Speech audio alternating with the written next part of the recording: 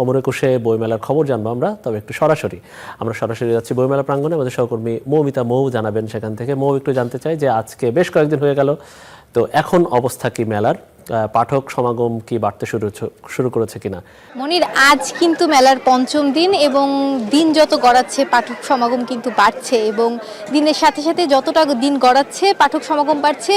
নতুন বইয়ের যে আগমন মেলাকে ঘিরে, সেই নতুন বইয়ের সংখ্যাও কিন্তু বাড়ছে। আজ পঞ্চম দিনে মেলায় প্রায় 34টির মতো নতুন বই এসেছে এবং এই 5 দিন মিলিয়ে প্রায় 130টি নতুন বই কিন্তু এই অমর একুশে বই মেলায় নতুন করে এসেছে। আমাদের তথ্য কেন্দ্রের দেয়া তথ্য মতে আমরা জেনেছি যে 130টি নতুন বই এসেছে মেলায় এই 5 দিনে এবং দিন যত গড়াচ্ছে তত কিন্তু মেলার এই পরিবেশ জমে উঠছে, পাঠকের সমাগম বাড়ছে এবং পাঠকের পদচারণায় এই মেলা প্রাঙ্গণ মুখর হচ্ছে।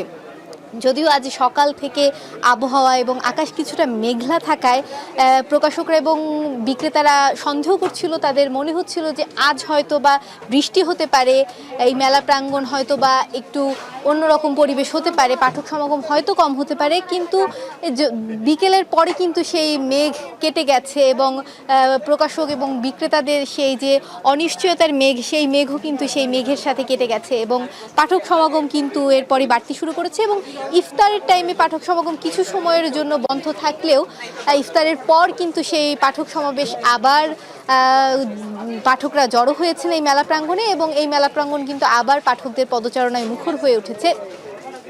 যদিও এবার রমজানে অমর একুশে বইমেলা পড়াতে এবার কিন্তু বিক্রেতারা বলছেন যে প্রতিবারের মতো যে প্রত্যাশা তাদের থাকে বিক্রয়ের, সেই প্রত্যাশা অনুযায়ী তারা হয়তো এবার বিক্রি করতে পারবে না, তাদের সেই প্রত্যাশা পূরণ হবে না, কিন্তু তারপরও কিন্তু সব কিছুকে উপেক্ষা করে এই অমর একুশে বইমেলা এখন আস্তে আস্তে জমে উঠছে। মেলার পঞ্চম দিনে পাঠক সমাবেশ কিছুটাও বেড়েছে এবং দিন যত গড়াবে প্রকাশকরা প্রত্যাশা করছেন যে দিনের সাথে সাথে পাঠক সমাবেশ বাড়বে এবং ছুটির দিনগুলোতে কিন্তু ভিড় একটু বেশি থাকে। আমরা দেখেছি গত শুক্র শনিবারে এখানে শিশু প্রহর ছিল এবং সেই শিশু প্রহরকে ঘিরে কিন্তু বাবা মায়েরা তার ছোট্ট ছোট্ট সোনামণিদের এখানে নিয়ে এসেছেন এবং এখানে এবার যদিও সিসিমপুর নেই এবং শিশুদের জন্য কোনো আলাদা চত্বর নেই, কিন্তু তাও কিন্তু পাপেট শো এর আয়োজন করা হয়েছে এবং প্রতিদিনই কিন্তু পাপেট শো চলছে। শুধুমাত্র যে ছুটির দিনগুলোতে পাপেট শো হচ্ছে তা কিন্তু না, আমরা আজকেও পাপেট শো দেখেছি এবং মেলায় যে শিশুরা আসছেন তাদের কিন্তু আকর্ষণের মূল জায়গা সেই পাপেট শো।